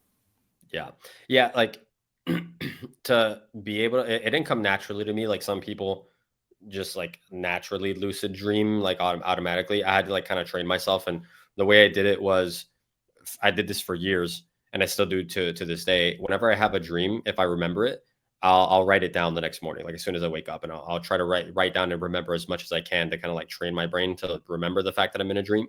And so the way that this, I feel like, to be caught on, like this sounds weird, but I feel like I get more time in my day.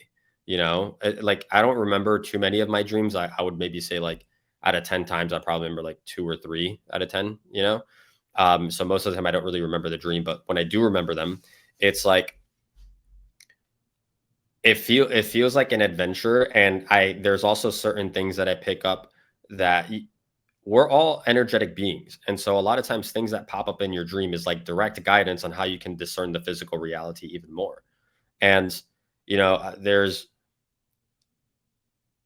a lot of like minute guidance that I get that I literally feels like angels and my guardians giving them to me. And I also see like in every single moment to me is sacred as well.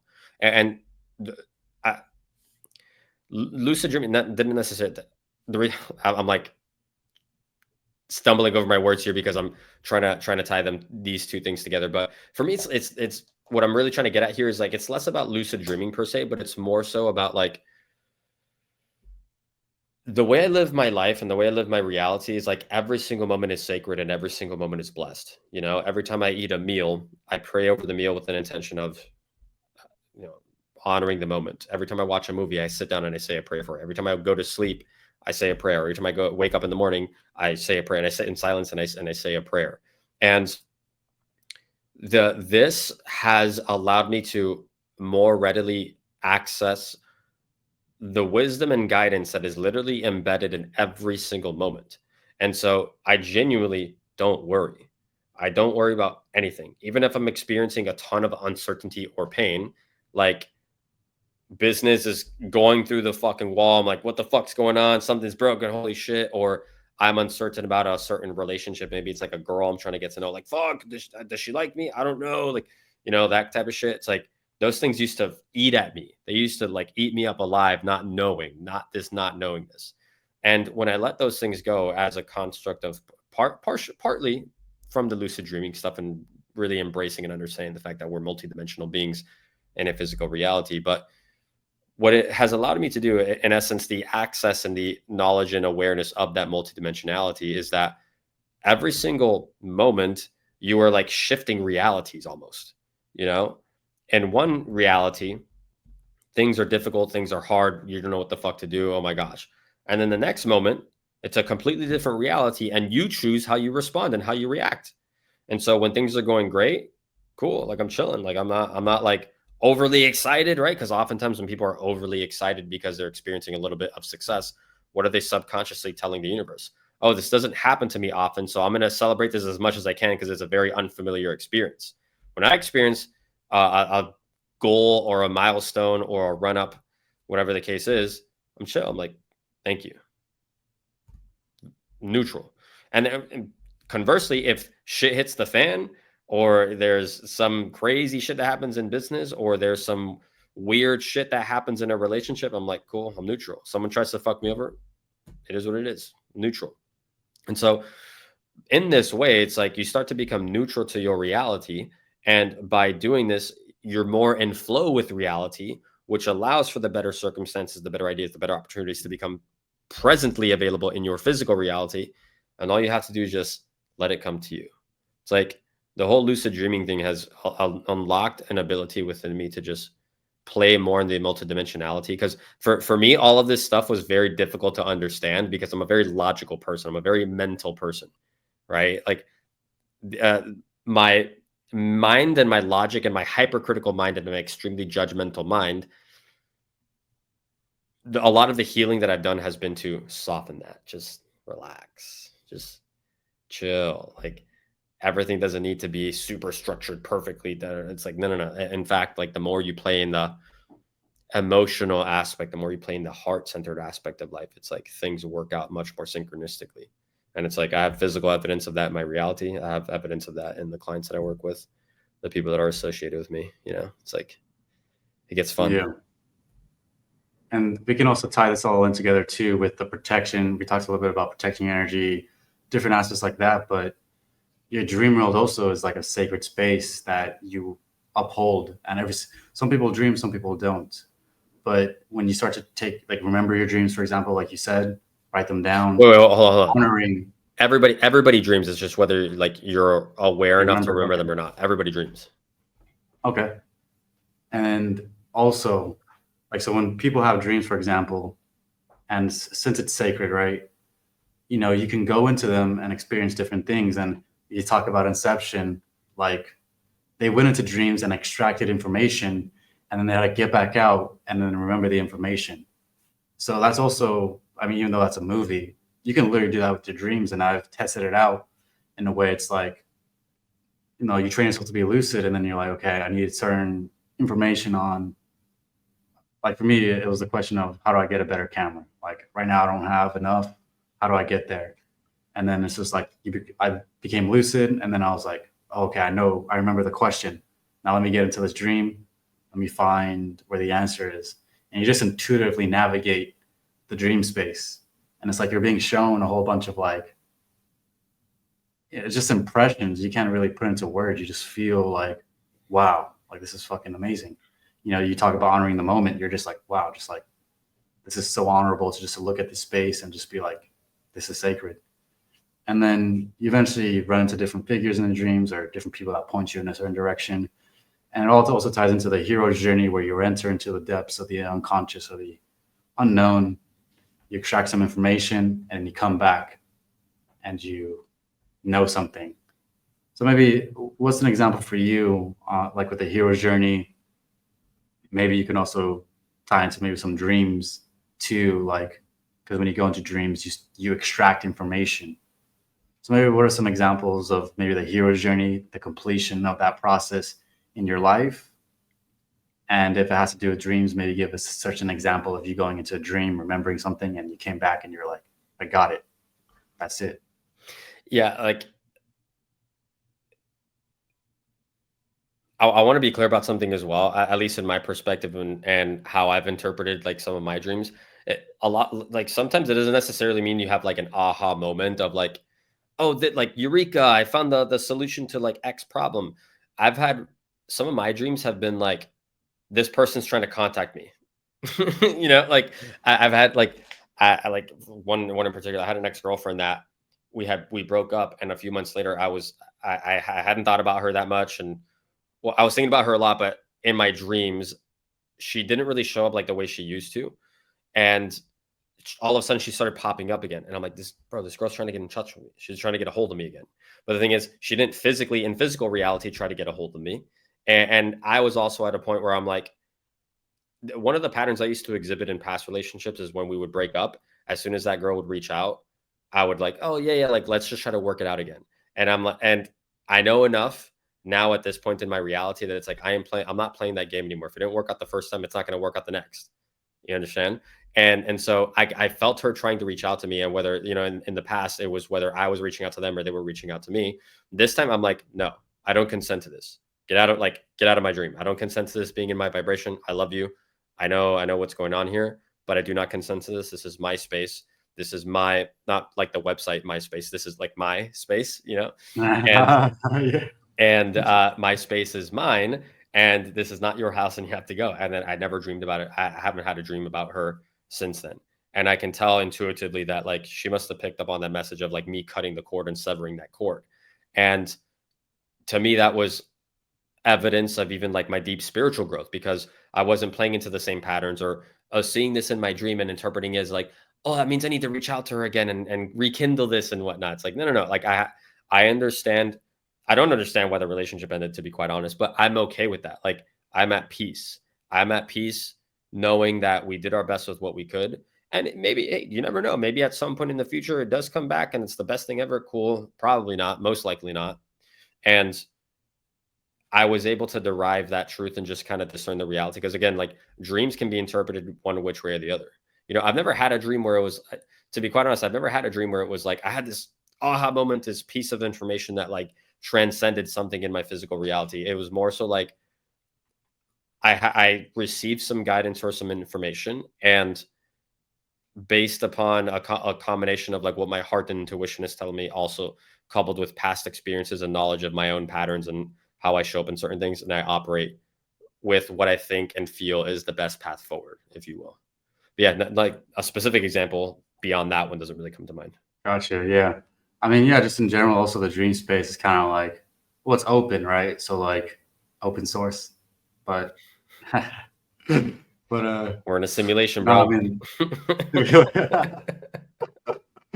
but here's the thing too, by the way, like all of this is incredibly difficult to even articulate and put into words, because the human experience, especially from the multidimensional perspective, is so beyond our limits and our faculties, right? Like all this stuff, like I can hear somebody watching this that isn't into this and is just like, bullshit, like these guys are full of shit.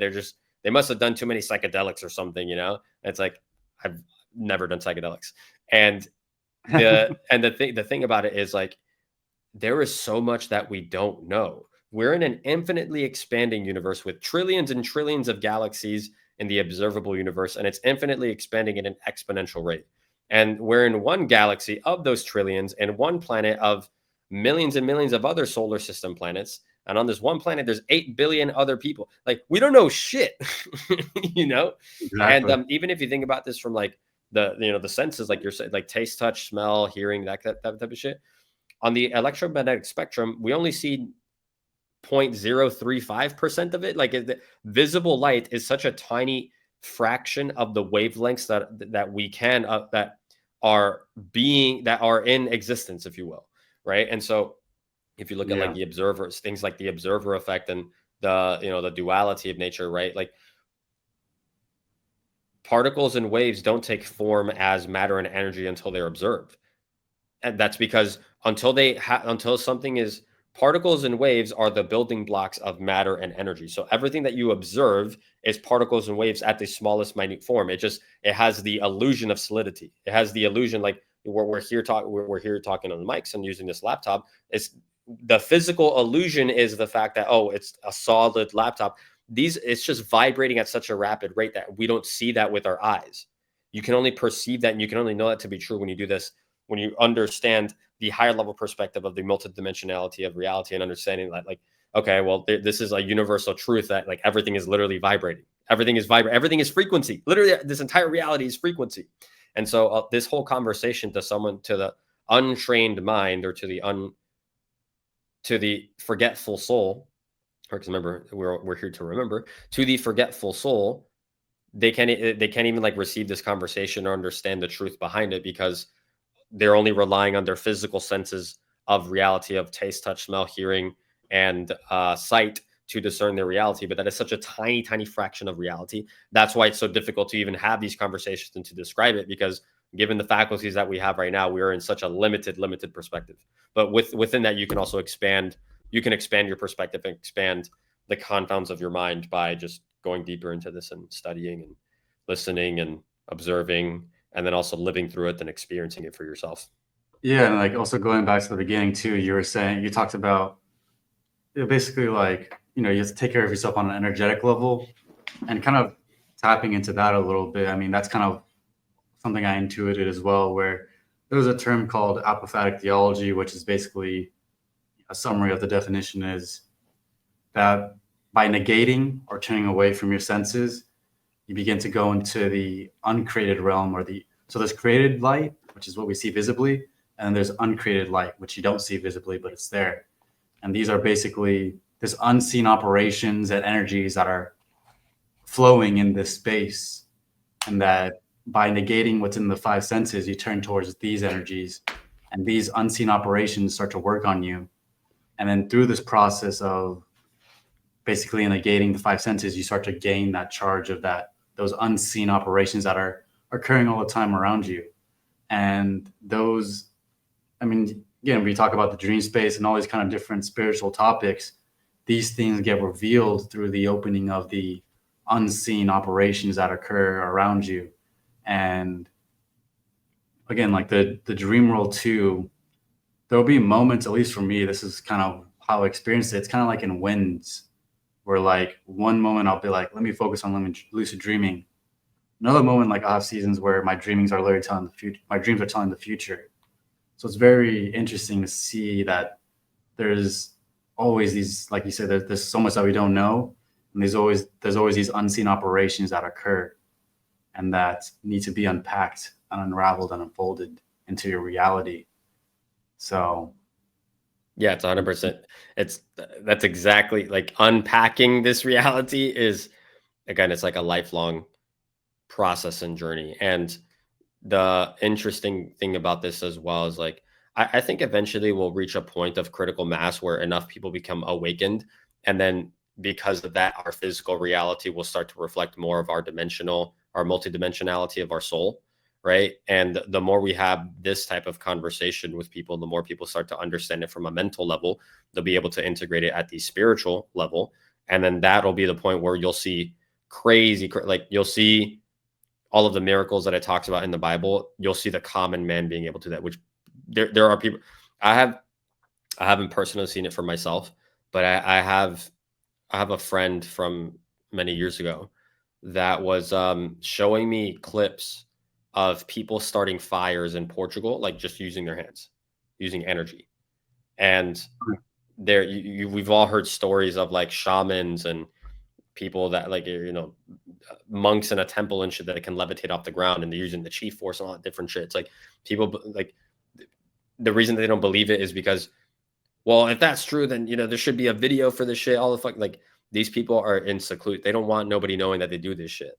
Why? Because the collective consciousness isn't prepared to be able to receive that. But we'll start to see that. Hopefully it happens in our lifetime, right? That's why I do the work that I do, right? Like part of my purpose that I feel is to facilitate emotional healing at a grand scale for people. So that way we can start to be able to receive this download of information. I feel that in the next 15 to 50 years, financial currency will become the less dominant form of currency on the planet, and it'll become spiritual currency. It'll become more like, not dominant, and this as in the sense of like whoever's more spiritual has more status or whatever, or has more influence or power, but more so like that'll be the thing that people consider more valuable and more worthwhile to cultivate than any amount of money, and AI is like the precursor to that. People are really afraid of like transhumanism, blah, blah, blah, like all that shit. Right. And yes, like kind of a scary prospect, but there'll be a critical point there where AI takes care of all of the basic human needs. And there'll be like two subset of the population. One subset of the population will be like, you ever seen the movie WALL-E, where it's like like all the people, like all the humans in the movie are like fat and obese, and they're sitting in a chair that hovers around with a screen in front of them, and it gives them like automatic Coca-Cola and shit. Like, you ever seen the movie Idiocracy? That one as well. It's like that one now. Oh, Idiocracy is such a I like to call it Idiocracy a documentary. The whole plot behind that movie is that there's two average humans. That it's a government experiment. They're putting two humans in modern time in a cryogenic chamber to preserve them to see what the effects are. And they're of average intelligence. They're 100 IQ.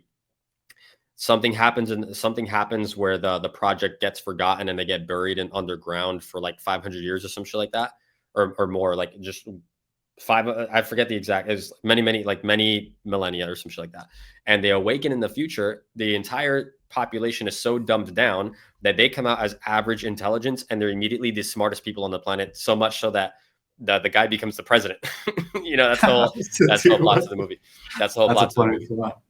And so spoiler alert, right? But there will be a subset of the population that does become that, to become retarded. More NPC bullshit, like the same way that's going on nowadays.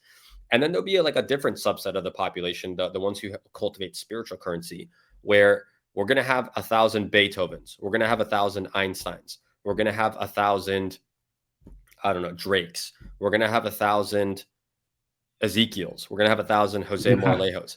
Oh, yeah. We're going to have those types of people, and those are going to be the ones that are progressing society at a grand scale going forward on from a more spiritual, like even to the point where like we'll probably have interdimensional travel by those times, like shit like that. Yeah.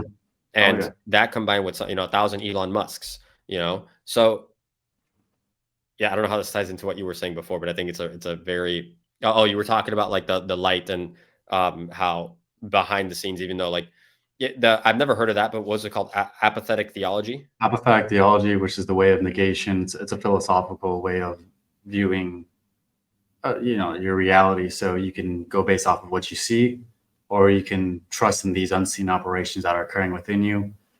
And then basically you're just allowing the universe to unfold.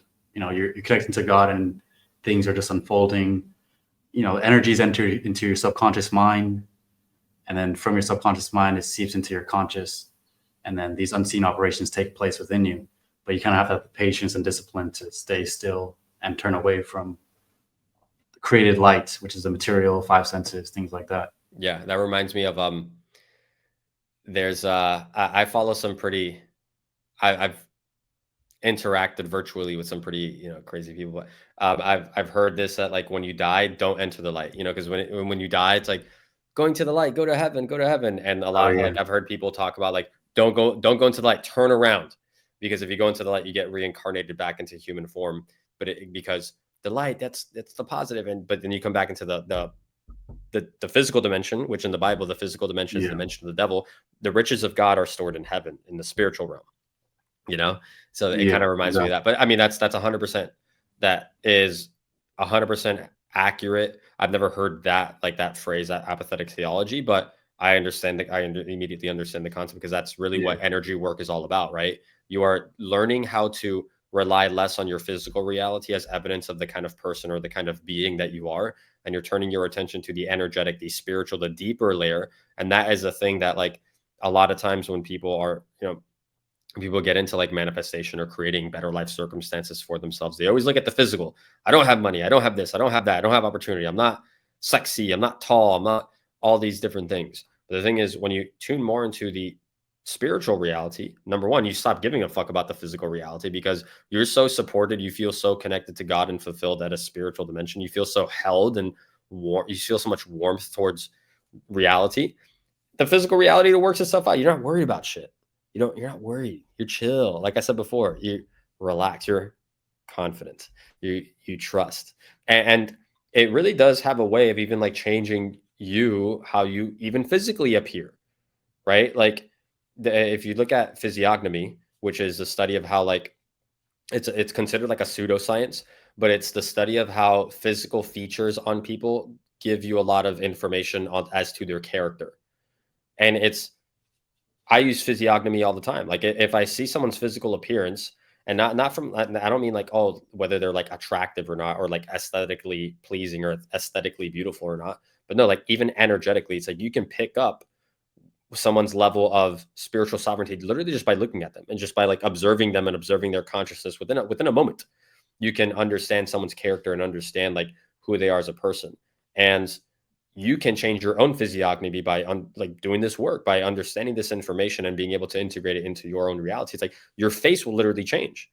Your face, like I have people that I meet that they look exactly the same as they did in like high school and shit like that. And then they see me, they're like, who are, and mind you, these are like really close friends. They're just like, Jose, is that, like, they barely even recognize me anymore. It's like the contouring on your face starts to relax because your nervous system is regulated. So you're more at peace. You're more in flow with yourself. Your skin becomes more vibrant. Your eyes become brighter. And so it's like you literally physical reality will change as you lean more and tune more into spiritual reality. And light, and everything is light and frequency. Everything is light and frequency. And that's what I'll say about that. Yeah, I wanted to comment on what you said about the death thing, or like the don't go into the light, to turn away from that. Because in a way, you could say, if you want to experience eternity, some people wait till they, on their deathbed and they're like, okay, I'm going to go to some kind of afterlife. But that's Western. That's kind of like a Western, Christian mindset, versus Eastern is like, no, you train now, and you're training.